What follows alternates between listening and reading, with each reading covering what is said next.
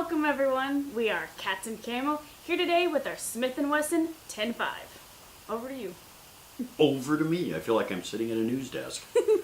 Today's top story. We're reviewing a 1972 Smith and Wesson service revolver.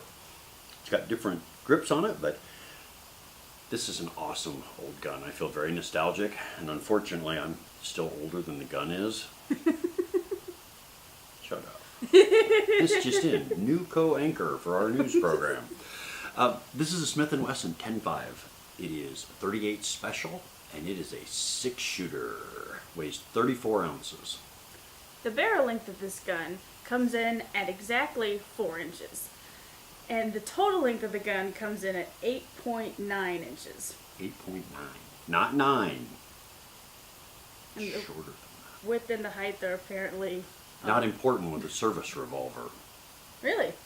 They usually don't actually keep track of that stuff. The last couple of revolvers we did have that information because I was silly and got out a tape measure and got them myself, because the widest part of any revolver is going to be the cylinder, and the cylinders tend to be fairly consistent with a 38 special, and so we didn't bring you that information. If anybody needs it, if it is a life or death situation that you know the width and height on the 38 special from Smith and Wesson, by all means, put it in the comments section, and I'll get out a tape measure and find out for you. Beyond that, let's take a look at this gun. I actually like revolvers. I think they're kind of cool looking. Maybe that's just because I kind of like historical stuff. And it's very reminiscent of the old cowboy days. So we're going to take a look at it. And we're going to make sure it's empty. We're going to push the button here. Maybe. Oh, that sticks. Wow. Hold on. Did I do it wrong? Nope. It just sticks. Okay. That's good to know. I like the grip on this. I love when there's indentions for your fingers to go, so it just almost feels more natural, like it's easy without even looking. You just put them into place, you know where they're supposed to go. It's lovely. It's great grip. I love it. So awesome. Steel frame, obviously, with the rubber grips, which is nice to note.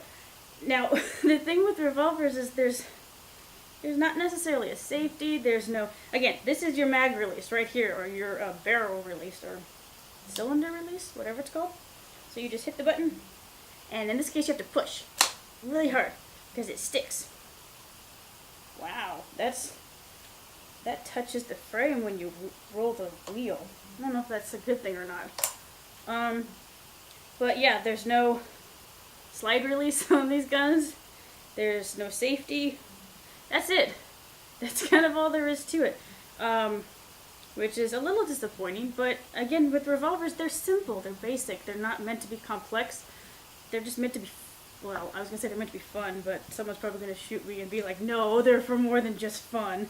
But I like them for fun purposes, and I can't wait to shoot this out on the range. But unfortunately, before we do that, I got to hand it off to Dan for a second, so he can show you how to, like, clean the gun and take it apart, I guess.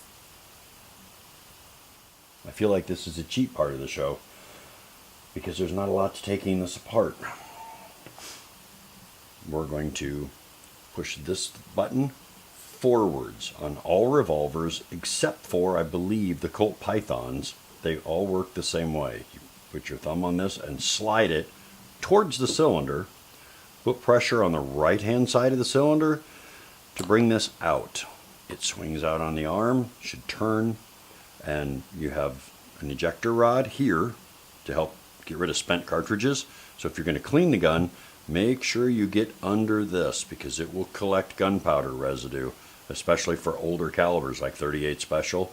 And if you have a 22 revolver, it's kind of a dirty ammo, you're going to get residue there. So make sure you get that clean. But aside from that, that's really all there is to this gun. Unless you want to get serious and start taking it apart, and we're not going to do that on this show. Back in. Slow. Don't slap it shut. You see them flip that on the movies. It's not good for the gun. It's going to mess up your toy. So push it closed till you hear it click. You see the lever push back out. One thing I always tell my revolver students, turn this just a little bit and make sure it's seated correctly. Otherwise, every once in a while with an older gun, or let's just say a less expensive model, you go to pull a trigger, and if it's not locked in place just right, it won't rotate, and the gun's not going to function for you. So make sure everything's locked up and working correct. It turns. Don't drop the hammer. That's the firing pin. The last thing you want to do is drop that on empty air and possibly crack that. So slowly release. We'll talk more about this gun, but I think up next we get to go shoot this gun. The normal wood grips we've taken off and put on Hogue grips because they're more comfortable, and Allie likes them better.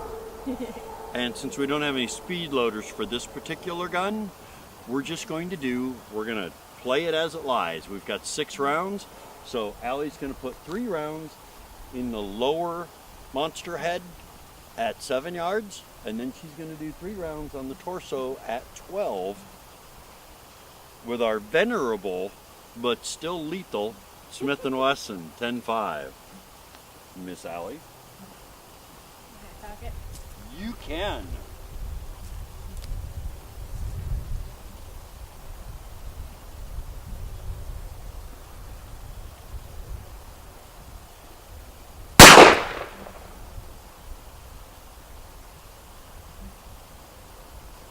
You can do double action if you want. You can cock it again if you like.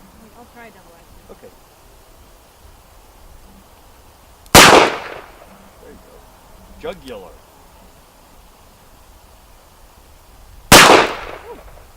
You shot both of them jugular. There's no reason for me to exist now. You have taken my job.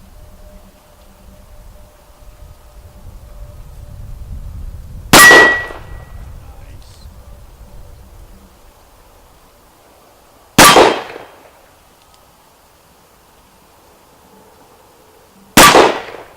Oh, look who's getting it figured out. Today, I think we're shooting this gun out of respect, not out of tactical training. So I'm going to do the same thing she did. I have 6 rounds. I'm just going to do 3 rounds into the alien head at 7 yards. Actually, I might put a round in each of their heads since Allie shot both targets in the jugular vein. So 3 shots on those 2. And then we'll pivot out and we'll do 3 shots in the metal torso at 12 yards. The Smith and Wesson 10.5 38 Special.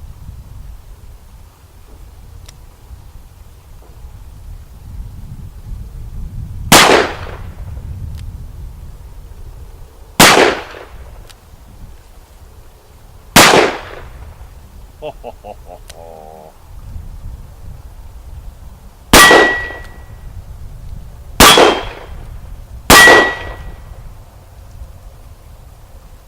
I like wheel guns. Thank you guys so much for stopping by, and if you enjoyed this video, point those crosshairs at the like button down below, and make sure to stay tuned for part 2, coming later this week. See ya then.